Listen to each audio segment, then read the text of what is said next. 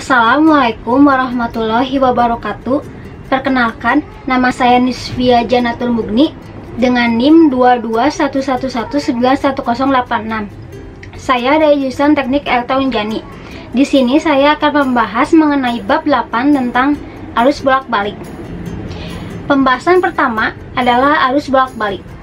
Arus bolak-balik adalah arus yang arahnya berubah-ubah secara bergantian.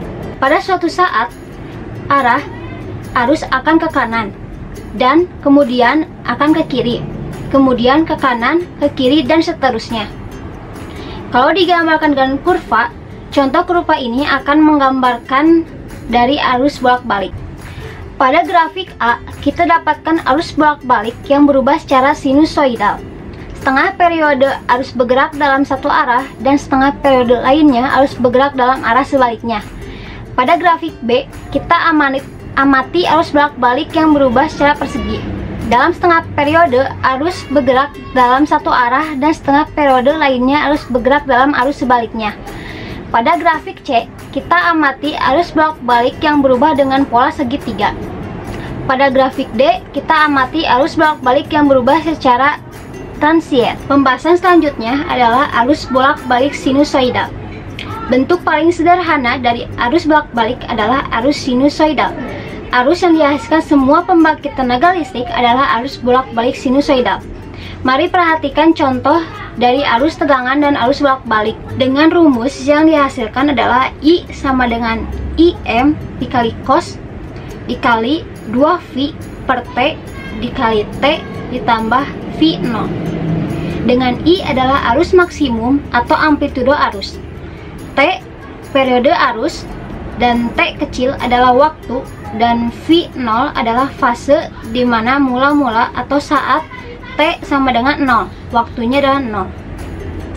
Dan jika arus tersebut melewati suatu hambatan, maka tegangan antara dua ujung hambatan memenuhi rumus sebagai berikut, yaitu Vm dikali cos dikali 2V per T dikali T ditambah V0. Pembahasan selanjutnya adalah tegangan rata-rata. Dengan rumus V sama dengan 1 per T integral 0 sampai T dikali V dt.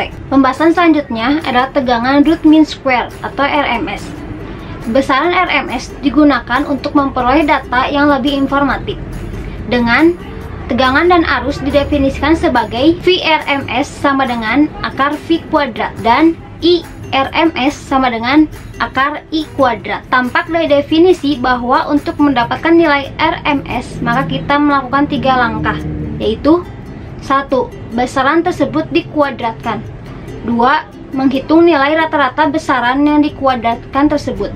3. Mengambil akar besaran yang telah dihitung nilai rata-ratanya. Pembahasan selanjutnya adalah daya dan daya rata-rata. Sama seperti arus searah, arus bolak-balik, disipasi daya pada sebuah hambatan juga merupakan perkalian dan tegangan antara dua ujung hambatan. Dengan disipasi daya adalah P sama dengan V kali I atau sama dengan V kuadrat per R. Dan disipasi daya rata-rata adalah P sama dengan V kuadrat per R. Pembahasan selanjutnya adalah tegangan bolak-balik pada dua ujung hambatan. Mari kita lihat contoh arus bolak-balik melewati sebuah hambatan dengan gambar berikut.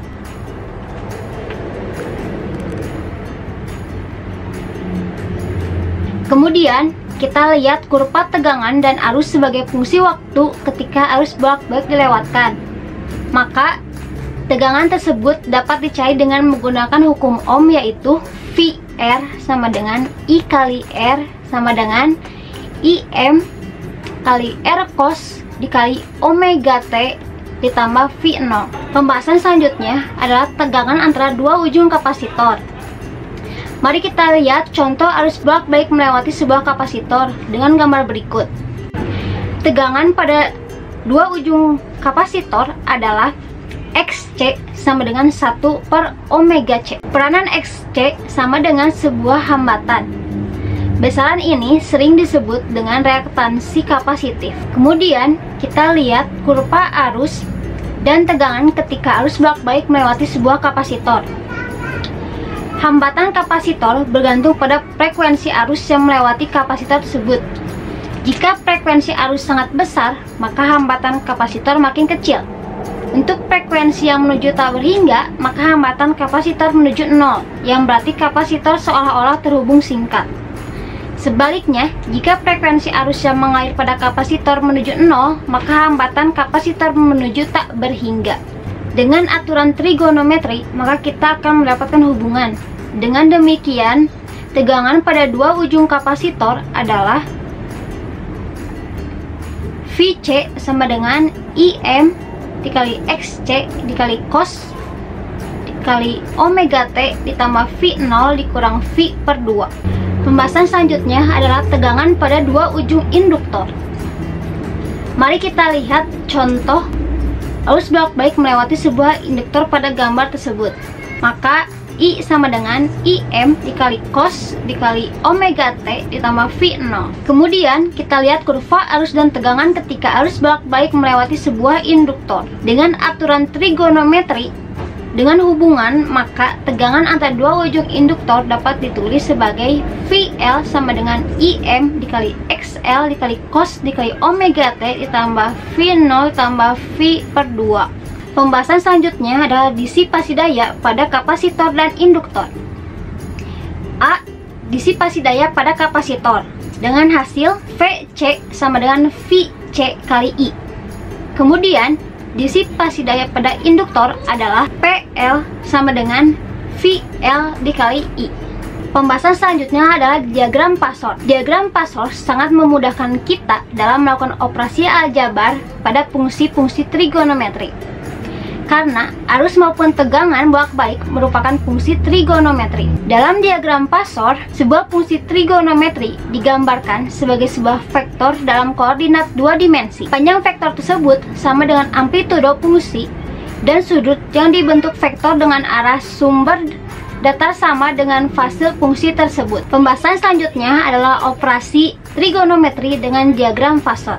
Contoh, kita akan menjumlahkan dua buah fungsi trigonometri sebagai berikut.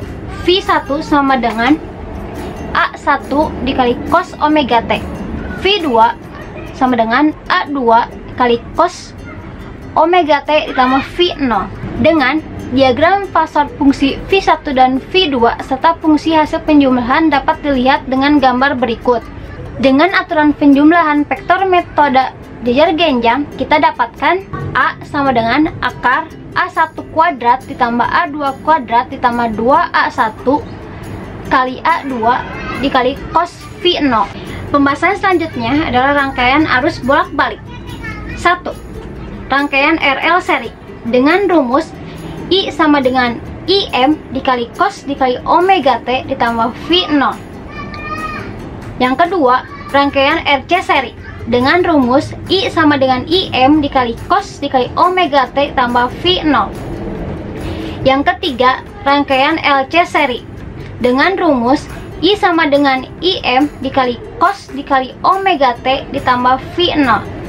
Dan yang terakhir adalah rangkaian RLC seri dengan rumus I sama dengan dikali Im dikali cos dikali omega T ditambah V0. Pembahasan selanjutnya adalah faktor daya. Selanjutnya, kita akan menghitung rangkaian RLC yang disusun secara seri. Dalam rangkaian tersebut dialiri arus, maka I sama dengan Im kali cos omega T. Maka, tegangan antara ujung kiri komponen dan ujung kanan komponen adalah V sama dengan Im dikali Z cos dikali omega T ditambah theta. Dengan tangan theta sama dengan XL dikurang EC dibagi R. Kemudian, disipasi daya dalam rangkaian dengan menggunakan persamaan trigonometri adalah dengan hasil P sama dengan I kuadrat M dikali Z per 2 dikali cos dikali 2 omega T ditambah theta ditambah Im pangkat 2 dikali Z per 2 dikali cos theta. Maka, dengan daya rata-rata adalah P sama dengan I RMS dikali V RMS dikali cos theta. Sekian pembahasan mengenai bab 8 tentang arus bolak-balik. Mohon maaf jika ada kesalahan pengucapan kata. Wassalamualaikum warahmatullahi wabarakatuh.